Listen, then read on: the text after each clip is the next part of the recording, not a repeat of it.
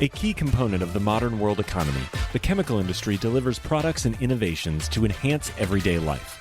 It is also an industry in transformation, where chemical executives and workers are delivering growth and industry-changing advancements while responding to pressures from investors, regulators, and public opinion. Discover how leading companies are approaching these challenges here on The Chemical Show. Join Victoria Meyer, president of Progressio Global and host of The Chemical Show, as she speaks with executives across the industry and learns how they are leading their companies to grow, transform, and push industry boundaries on all frontiers. Here's your host, Victoria Meyer. Hi, this is Victoria Meyer. Welcome to The Chemical Show. This week, I am speaking with Trey Hamblet, who is the Vice President of Research in the Chemicals, Petroleum, Refining, and Alternative Fuels industries of Industrial Info Resources. In this position, he manages research teams that identify and track project spending in all segments of these industries globally. He actually is coming on today to give us some insights about capital spending, economic outlook, et cetera. Trey also did this for us last year. So he was previously on episode 33 of The Chemical Show. So if you'd like to listen to what he had to say last year, go back and listen to episode 33. Anyway, we're looking forward to a great conversation. Trey, welcome to The Chemical Show. Thanks for having me again. Yeah, absolutely. Glad to have you here. So tell us a little bit first about IIR for those that might not know.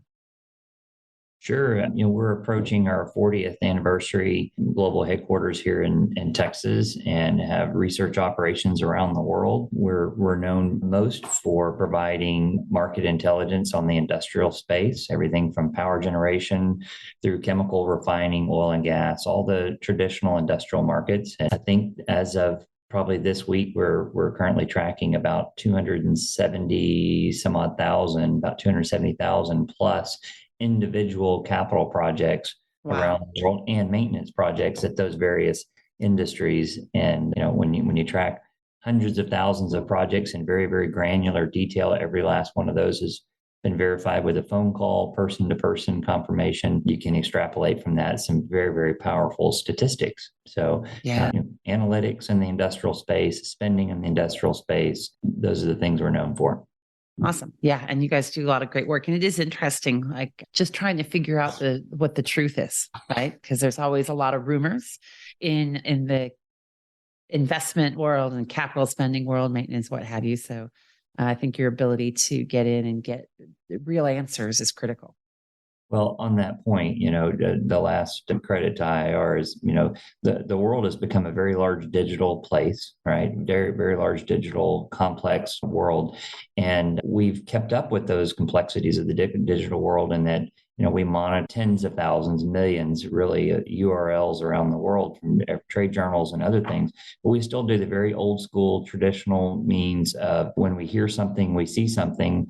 We have one of our hundreds of researchers around the world that pick up the phone and communicate with an individual to determine what's the reality of this investment, what's the reality of this project or this capacity addition, and what's the real timetable and the technology that might be used and the capacity that be generated, et cetera. So we're mixing, if you will, technology and old school telephone calls.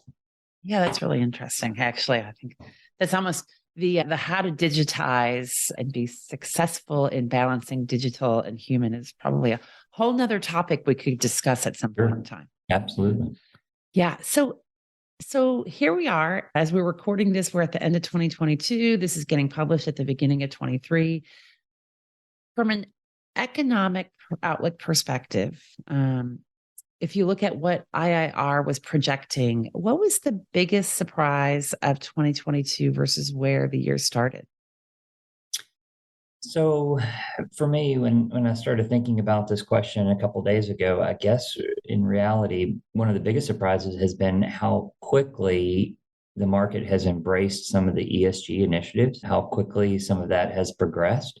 We knew, over the last couple of years, when we started getting, the pandemic out of every sentence and every conversation, that ESG was one of those next, subjects. It was going to be a regular topic.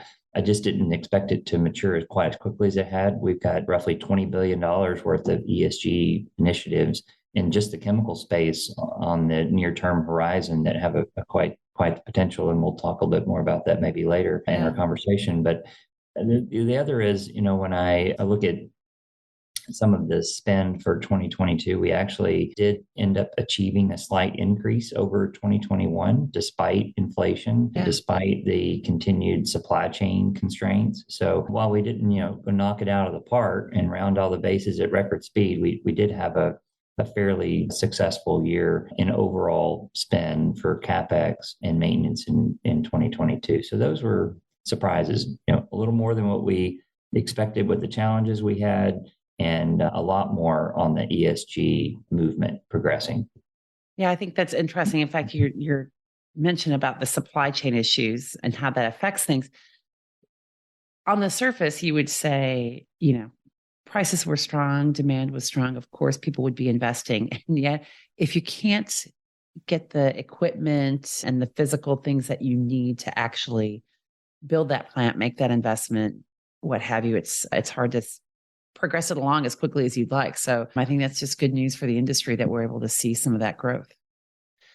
Yep. So agreed. let's turn to 2023. What's your outlook on 2023, and how does that affect the chemical industry? What are you guys predicting and expecting?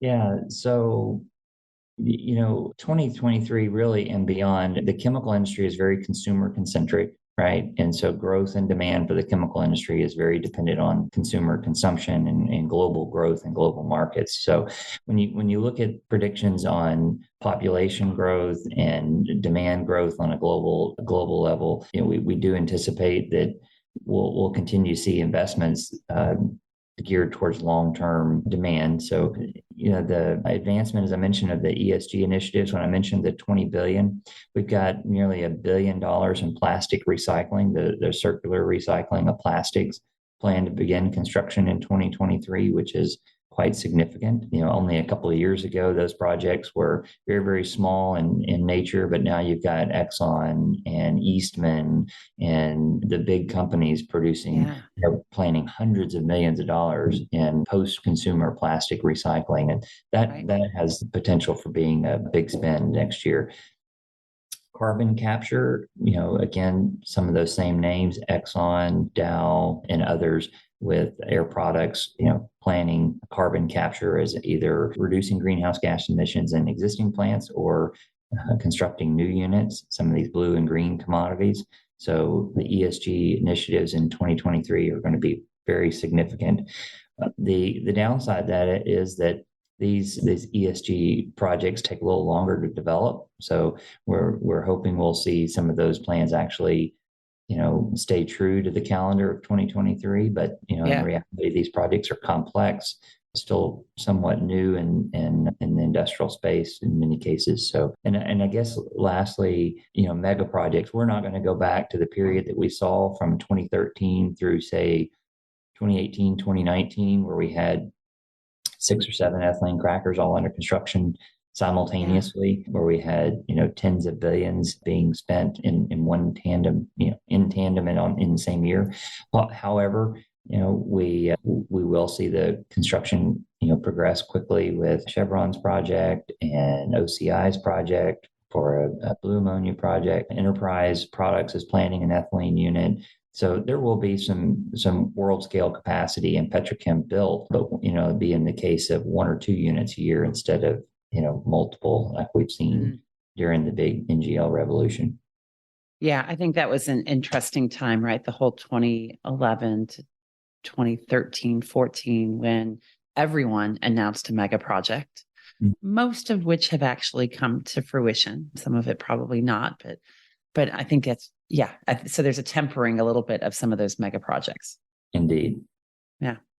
How about in the small to mid-sized companies? I know you referenced, these 20 billion in ESG motivated projects, and they're big names. They're big names, big companies, big projects. Do you see similar activity at mid-sized companies or smaller companies focusing in on ESG? Speak to ESG, not in the same quantities. I mean, in reality, these projects are very, very costly, and it's a game for those that can capitalize on it with building block commodities, hydrogen, ammonia, ethylene, the building block commodities that, have scale. And so it's certain, there are ESG initiatives down to the smallest producers where they're, converting lighting in the plant to LED for the credits that might equate to, but not to so greenhouse gas reductions, if my memory serves me right, of the 19 billion that we have on the target for 2023, about $500 million of that was in emission reductions projects. So $500 million, which is a drop in the bucket compared to the 20 billion, but it's out there. But the projects are very, very small. When you talk about spending in the small to medium sized chemical companies, that's actually where we saw some of the increase in 2022 that I mentioned early on, seeing more in-plant capital improvements, those projects in the 10, 20, $25 million investment level. And then we saw a high water mark from planned maintenance spending. We exceeded, and when I say maintenance spending at Industrial Info, we recognize you have day-to-day maintenance budgets, but when we talk about the planned turnaround events where a plant's going to be offline 7 days, 10 days, 2 weeks, what have you, we report those as individual maintenance events. And when you look at those events specifically, we exceeded $3 billion here in the US and Canada in the chemical industry in planned maintenance plant turnarounds. And in the previous year, it was like $2.5 billion. So we've seen a very sharp increase, a continued increase in planned maintenance spending, which is encouraging. Yeah, absolutely. And I do think that's interesting, your point about the smaller, the mid-sized companies focusing on emissions reductions, smaller projects that they can make their own individual impact to their numbers, to their effect from an ESG and an emissions perspective versus the really big projects with new and novel technology that, just you need a bigger company to steer and run those investments. Sure. Yeah. Absolutely. So, and I guess this kind of ties into this. I mean, we saw certainly in 2022 several big investment startups. Shell Pennsylvania is one example that's been the long-awaited project that has since started up. Several big announcements, right? So CP Chem Qatar spending $8.5 billion. But that's not necessarily the whole story. I mean, so are you still? So we had a good investment plan in 2022, a lot of spend.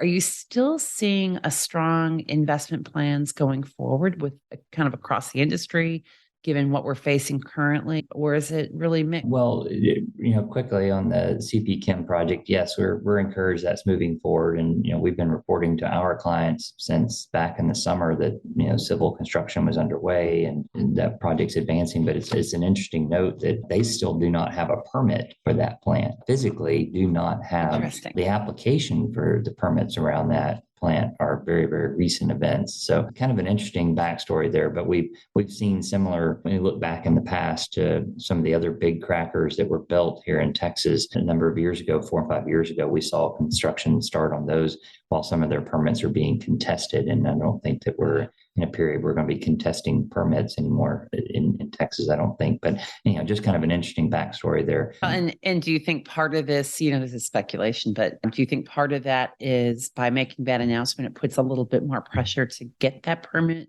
approved? Because, permitting is a heavy duty process and a critical one, obviously. It is quite the process, but we're in the state of Texas where we're pretty aggressive on investments and things that equal jobs and doing it with the most modern technologies and friendly technologies certainly make it an easier pass. But sure, there's a race out there as there is for any commodity who can get there first, and you want to be not only announced you're going to be first, you want to put your shovel in the ground. We'll be right back. At Ecovist, they're accelerating the transition to a sustainability-driven future. Their long history of innovation, expertise, and customer collaboration supports the development of proprietary catalysts and services across their 2 industry-leading businesses, Advanced Materials and Catalysts and eco-services. Advanced Materials and Catalysts is a leader in proprietary and customized technologies for polymers, cleaner fuels, emissions control, and circularity. Eco-Services is the largest North American recycler of spent sulfuric acid. Ecovist, your catalyst for positive change. First. So,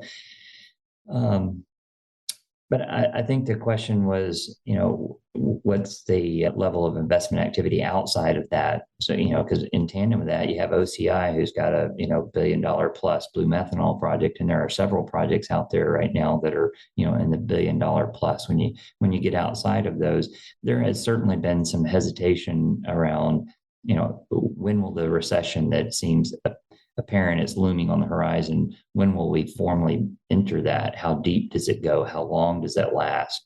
Do we end up in a stagflation environment, et cetera? And as I mentioned early on in our conversation, the chemical industry is very consumer concentric. So the impacts of when, how long, how deep the recession makes it, and when inflation gets under control will continue to influence decisions, I think, through 2023 at the least. Yeah. What are you seeing? I mean, I think, how does this look geographically around the world, right? So I think we know that North America is in a really solid position, and we're seeing a lot of investment here. Europe has been significantly impacted by energy prices, the Russia-Ukraine war, and other things. Asia and China in particular has impacted significantly by COVID policies. What are you seeing in terms of the balance of where these investments are taking place? And are there geographical shifts? Are people investing in other regions to the same level that they used to? Yeah, and as your region, you mentioned several world regions. I don't know if this question's really about the world or U.S. in our backyard here, but domestically, very little will change here in the U.S. and Canada as it relates to where we will get the big building block commodities.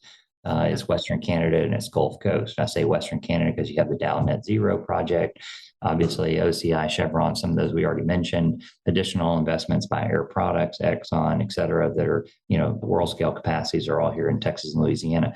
It is interesting, though, as I sat and through some of the data yesterday evening preparing for our discussion today, there's this market up in the Northeast where we have our traditional specialty chem investments. But I was surprised to see there were like a dozen or so pretty significant investments in Arizona and in the Rockies and such, specific to by Solvay and Kanto and others, hydrogen peroxide, some green commodities. So some of the niche markets or the niche commodities do seem to have a little less concentric association to the Gulf Coast, which is encouraging that the chemical industry's, got a geography spread. Yeah. Why do you think that is? It's interesting because, I mean, location. It's either where the feedstock is and good tax and regulatory regimes. It's where the customers are. What's driving Arizona and Colorado? It's semiconductor industry and electronic grade chemicals, right? So there's a lot of big investments in electronics, and electronic chemicals are a big part of that process. So it's, again, being in the backyard of your customer. Yeah. Okay. That makes sense. So it is driven by customer location. What are you seeing happening in China from an investment perspective?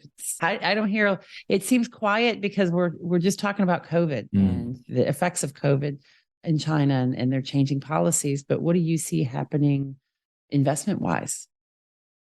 Yeah, so we've definitely seen in the projects that we're tracking, we've seen the China spend plateau to come off a little bit in comparison to the previous continued growth rate it might have shown. I mean, ourselves, we have a significant office in China, and our employees there are still under the impact of quarantines and reduced work schedules, et cetera. So it's certainly going to continue to weigh on productivity and investments going forward into 23. It seems certain. I don't think you just flip that around as quickly as some would like. Yeah. All right, Trey. So how do you see the current economic environment, right? So we're seeing high inflation around the globe. high energy prices. How is this affecting the industry and its plans? So, the energy prices for the chemical industry really becomes more about a feedstock cost, right?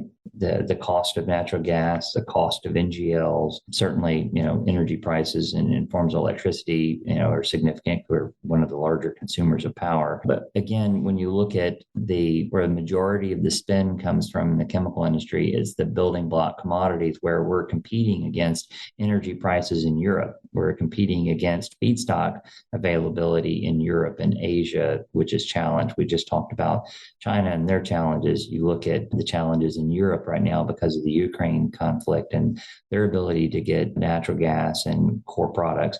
And you compare all those problems with what we have here at home, and it's just a very different conversation. We have access to these things, and certainly their cost is significantly more than what it was a year or more ago. But again, when you compare that to the input cost of those that we're competing with on a global market, we still have the upside in that.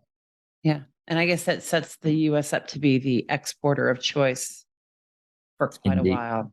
Indeed. And, that's why you still have plans by potentially energy transfer partners, enterprise, who don't have currently installed ethylene capacity in the U.S., continuing to look at investments because that's now an export commodity. And of course, we can convert that to polyethylene. And we know the world, our society did almost about face on our opinion of single-use plastics in the wake of the pandemic, right?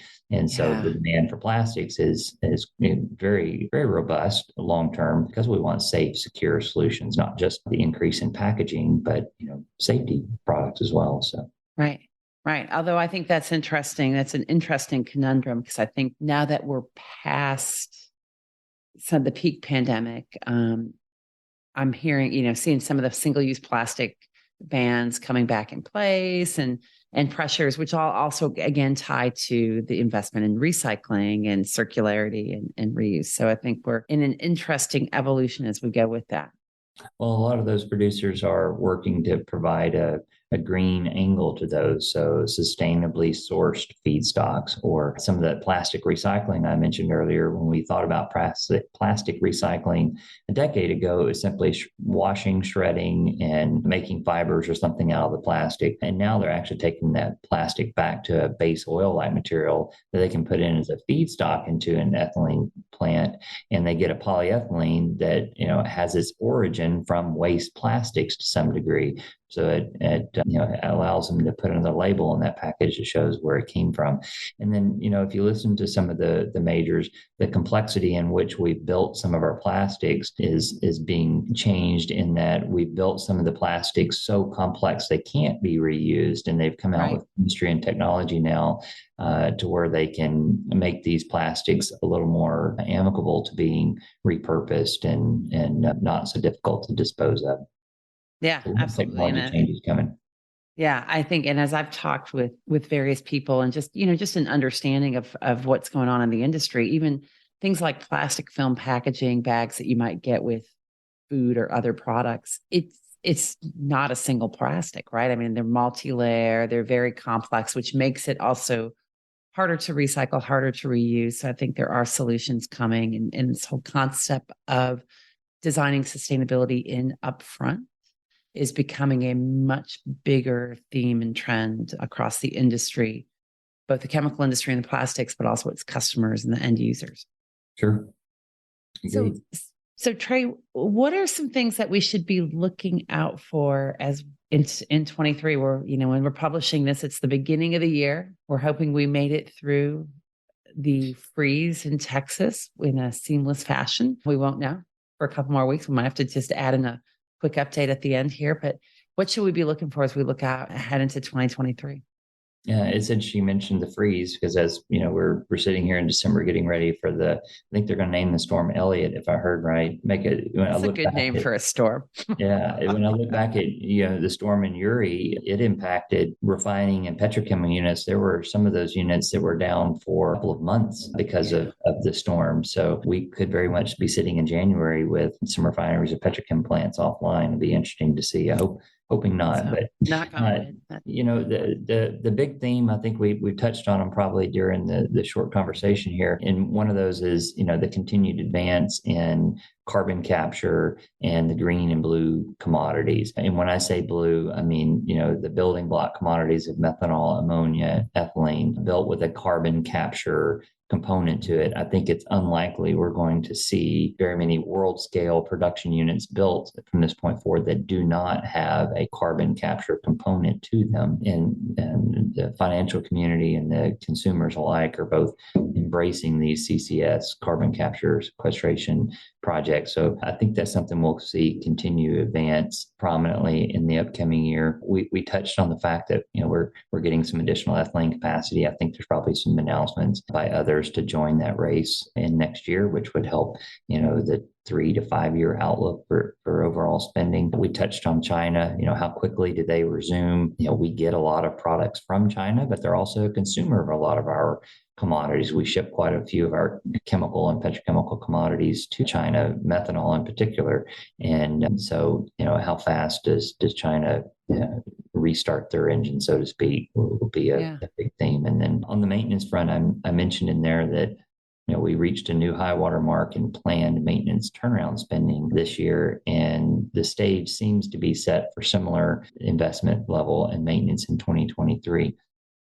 And that's simply because, we're in many cases, particularly in the refining industry, the fleet is smaller. We're running everything longer and harder, and it just makes maintenance even more important in the chemical fleet. Despite all the ethylene plant addition that we've seen come online, and you mentioned the Shell project in the Northeast, and there's the Exxon project down here in South Texas, and Nassau and others that have completed those. Despite all those additions, that industry is running at 90+% utilization levels. And when you run plants that hard, that long, it certainly drives maintenance. So we do anticipate maintenance spend being significant this upcoming year. Awesome. Interesting. Great stuff. Well, Trey, thank you so much for taking time and sharing these insights and the conversation. Appreciate having you on the Chemical Show. Enjoyed being here. Thanks. Good. And thanks everyone for listening. Keep listening, keep following, make sure you're subscribing so that you get every episode delivered straight to you. And we'll talk again soon. Thanks. We've come to the end of today's podcast. We hope you enjoyed your time with us and want to learn more. Simply visit thechemicalshow.com for additional information and helpful resources. Join us again next time here on The Chemical Show with Victoria Meyer.